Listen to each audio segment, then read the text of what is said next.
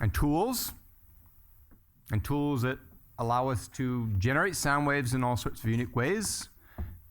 As tonight's going to weave on, we're going to hear about tools that allow us to capture sound waves, to analyze sound waves, and do all sorts of other things that peripherally or directly affect sound, art, human function.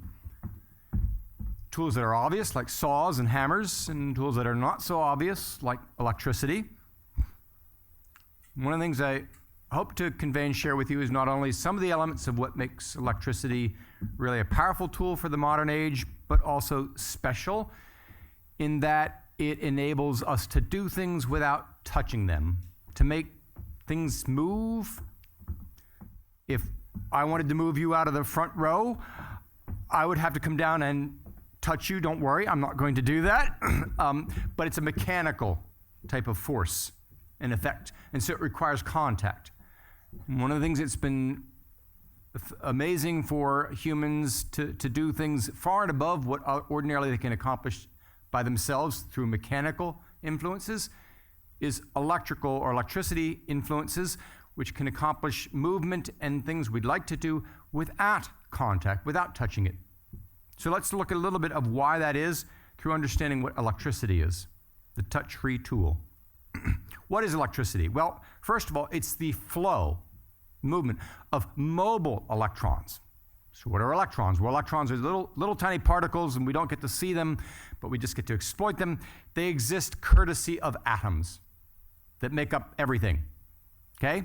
So electrons are attracted and bound and stay on atoms because of this electrical attraction between the positively charged core and these negatively charged electrons that swirl around the atoms like planets orbiting the sun attracted via gravity. The principle there is that in electrical attraction and in fact repulsion, the operating principle is like charges repel and opposite charges attract, okay? So in that case, how is it that we get to have mobile electrons that can flow along copper wires, for example, and be electricity for us to do things in various ways? Because in atoms, they don't get to leave the atom. They're bound to the atom. That attractive positive core keeps them stuck to the atom, which is kind of good because otherwise they'd be going around shocking us all the time, and that wouldn't be so comfortable. Okay, so they're bound to the atoms. How do they get, when they're making up a substance like copper and wires, to get to move freely up and down the wire in the first place? Well, the answer has to do with another rule of atomic physics. We won't get into the equations for it, but the basic principle is that there are these rules, all right? And one of them is that like charges repel and opposite charges attract, and that latter one is the thing that keeps the negative electrons swirling around the positive core of atoms. Well, what happens is that there's another rule. We don't know why it is. We just happen to be able to understand that the behavior of atoms is such that it is.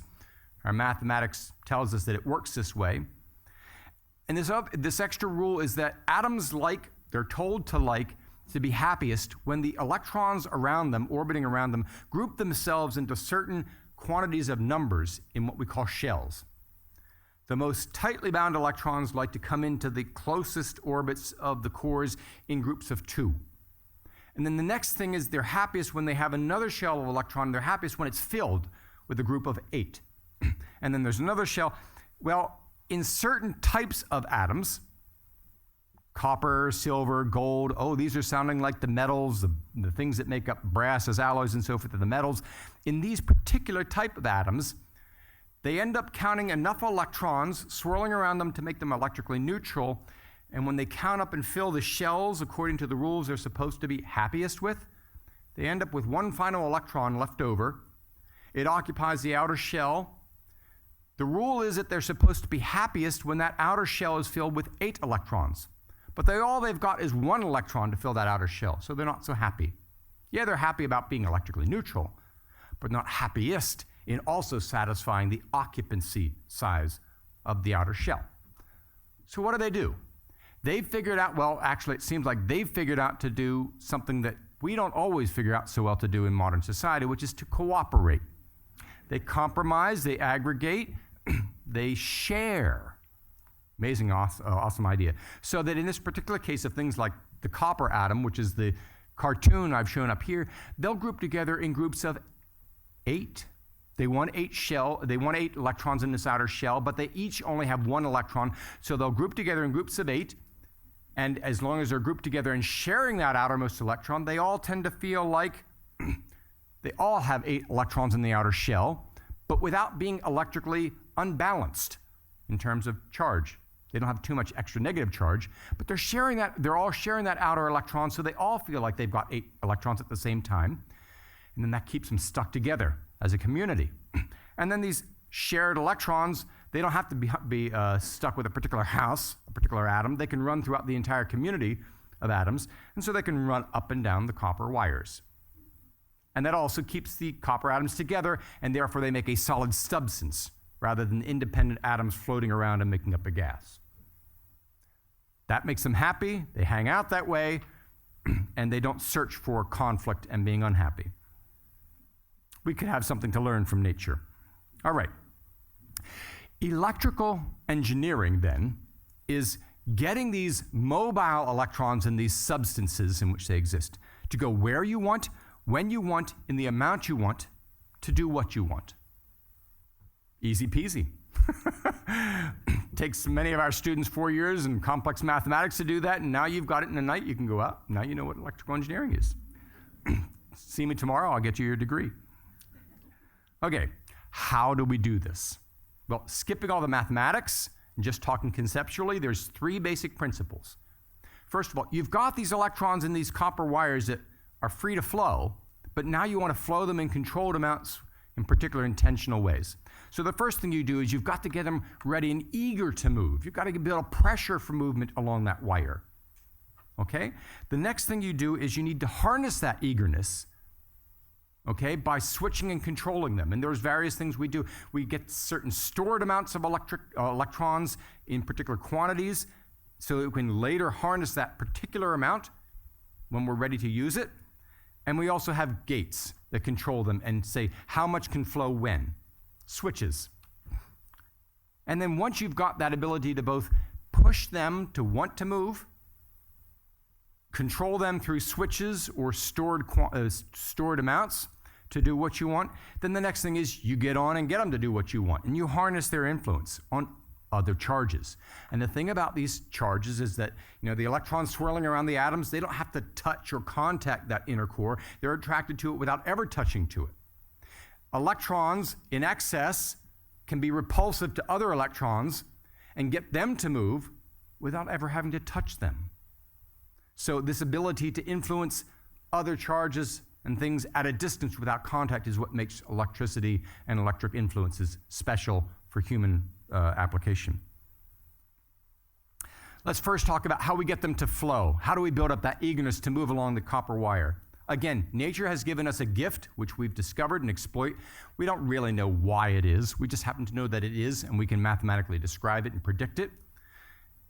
Take a chunk of copper, in this case a wire or a copper bar, and move it in the presence of a magnetic field, which we'll produce by using some permanent magnets. Move it perpendicular to that magnetic field. The minute you do, there's a force pushed on those mobile electrons, which will cause them to move along the wire. Okay, they just do that. It's an element of nature. And if I push them in the picture to the left, to your left, they'll move towards you in the wire. That's what nature produces for us. If I move them to the right, in the other direction against the magnetic field, they'll move the opposite direction.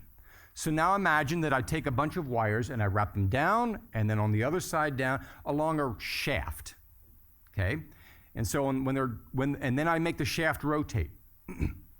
When they're on the top side, let's see, I've got to try and figure out stage right and stage left. When they're on the top side moving to your left, they'll move towards you, and then when they rotate and come back across the magnetic field on the underside, they'll rotate and they'll move the other way.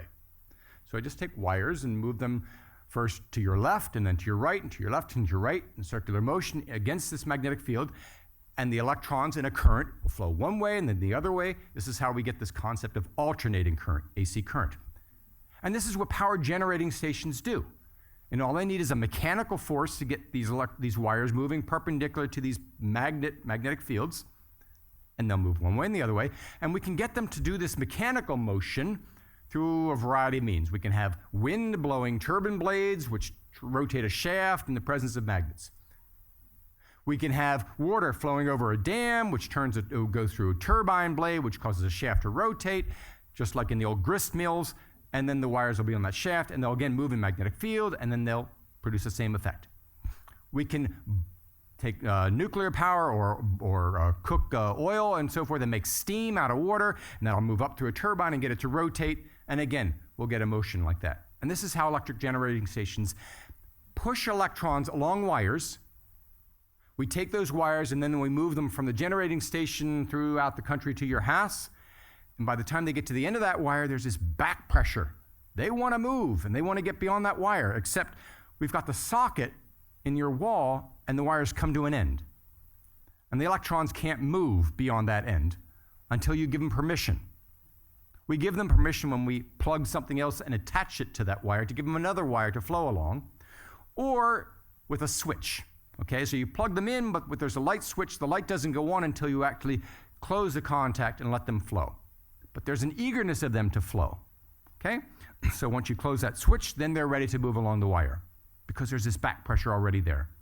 And as they move in from the wall socket, their electric field force, as you close the wire, will push the next electrons down the line to move. So it's not true. When you turn on that switch, you are not getting electrons to go through your light that came from the generating station. They were already there in the wires in the light. But the electrons at the generating station push the next wires down the line, and then they are ready to push the last electrons just at your house down the line. You close the switch, and those electrons want to move, and they'll, through a no-touch force, cause the next electrons to move, and it just pushes each other along as if it's a train with cars, and you just have to push one end of the train, and the cars at the end of the other end of the train will start moving. A daisy chain process of influence. Now that we have the ability to control and switch them, at least mechanically, we can talk about how you can store intentional amounts of charge. A capacitor is one way to do that. Basically what I've got is as the charge moves in through the wire, I can cause excess electrons to collect on one side of a pair of unattached conducting plates. And as electrons collect over here, their no-touch force will cause these electrons sitting in that conductor to leave by repulsion. And that will leave, oops, let me work backwards. Okay, there we go. So once these electrons force those to leave, that will leave this side positively charged, this side excess negatively charged, and if I can then open a switch later, it'll leave that charge sitting there with no place to go. It can't go backwards because the switch is open. It can't go forwards because these electrons that are excess collected can't jump the gap until I close the switch and tap onto it later for a purposeful intent. So let's see how that works. As excess electrons collect, cause a positive charge on the other side, and then you open a switch and leave them stuck there, stored until you can use it in the future.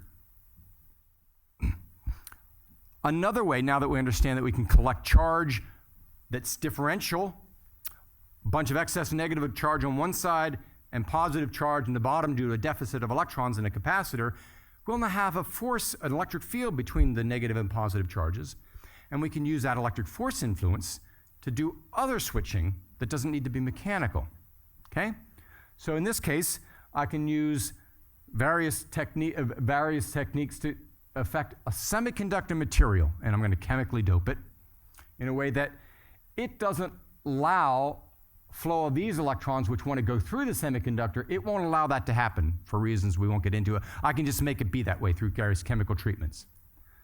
But I can alter its state. I can alter it so it will pass electrons that are under a force to want to push through and allow it to conduct if I can put some excess negative charge there and cause an excess positive charge there. But I know how to do that now with this capacitor process.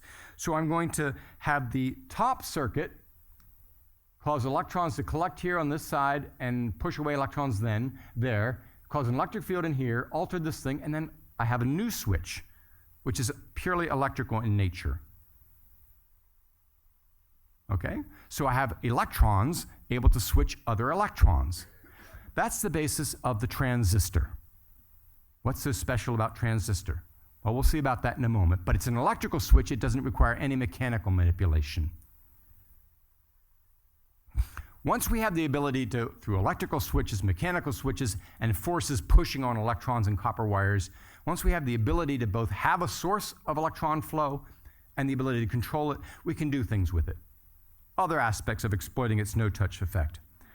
For example, if I can get these electrons to flow in this wire and then connect it to more wires that are configured into a bunch of loops, coils, then as electrons flow in these coils, or this way, to produce a magnetic field, that's what they're going to do, an electromagnet, okay? Once I produce an electromagnet with its magnetic field, that magnetic field of the electromagnet can push on a permanent magnet. And if the magnet's polarity is one way, it'll push this permanent magnet away.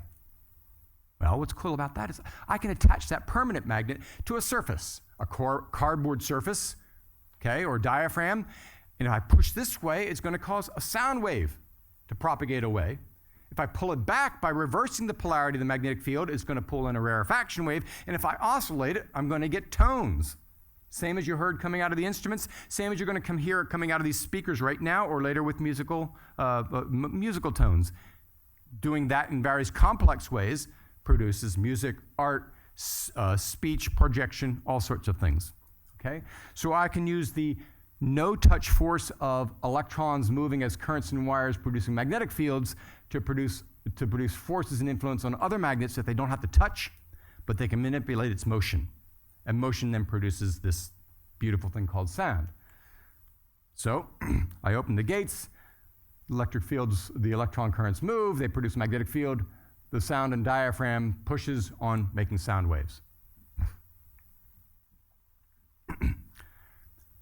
Going back to the transistor switches, and related to other things you're going to see in here tonight, those transistor switches, since I can use electrons to control other electrons, I can have one transistor switch right here, have electron flow, turn on that transistor switch, electrons are going to now move through in response to this back pressure. Once they're allowed to move through, most of them move on to do something, but some of them I can tap off and move down this way to control and open up that transistor switch.